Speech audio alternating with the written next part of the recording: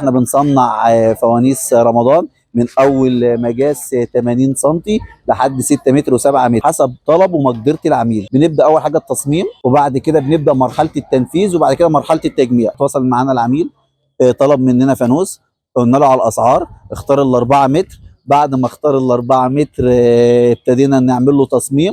بعد ما صممناه ورينا له التصميم وعجبه، ابتدينا مرحله التنفيذ. بص، هو اللي اتواصل معايا حد مصري كان عايز فانوسين، قلت له سهل ان احنا نعمل فانوسين يتفككوا ويتجمعوا عادي. فاحنا نصبناهم زي كده، وبعد ما نصبناهم هنبدا نفككهم وندهنهم، وبعد ما ندهنهم هنوديهم لشركه الشحن في دمياط، هتاخدهم توديهم السعوديه بري. احنا اول حاجه بنعمل التصميم على جهاز الكمبيوتر على البرنامج بتاعنا، وبعد ما كده بنصوره وبنبعت ليه صوره للعميل، بناخد منه الاوكي، بيراجع الداتا اللي عايز يكتبها كويس. بعد ما يراجع الداتا بنبدا نشتغل على الراوتر عامه، تمام، بالبونط بتاعتنا. الراوتر ده عباره عن ايه؟ عن جهاز بيشتغل بكمبيوتر اسمه CNC، مكنه تحكم رقمي.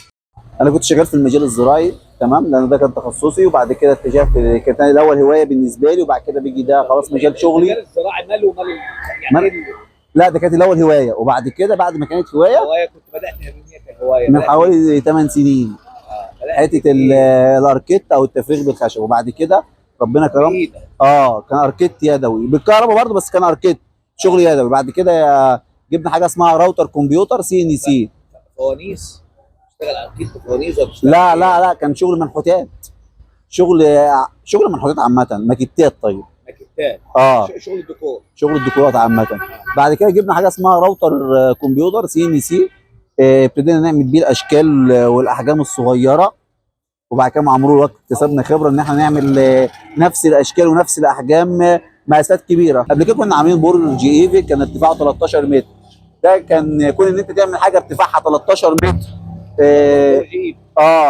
وكنا عاملين قبل كده برضو فانوس السنه اللي فاتت او اللي قبليها، كان فانوس حوالي 6 متر وحاجه. كون ان انت تعمل مجسم كبير من غير حديد ومن غير ما يبقى جواه خشب موسكي او حاجه تشيله، ده بتبقى خايف ان انت وبتعمله لا يوجع لا يفشل، ما ينفعش، هتبقى خسرت كل الخشب وكل التصميم وكل المجهود اللي انت عملته الفتره اللي فاتت. عامه لما بهادي فانوس بهادي من الفوانيس الصغيره دي، علشان خاطر بتبقى للبيوت، تمام، وبتنفع برضه للمحلات.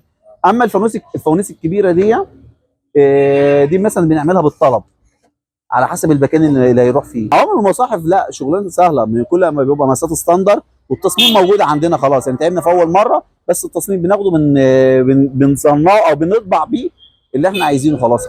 بص، مجال الزراعه ده دراستي، انا خريج زراعه، تمام، كنت شغال الاول فيه، بعد كده سبته ودخلت مجال التصنيع او الديكورات.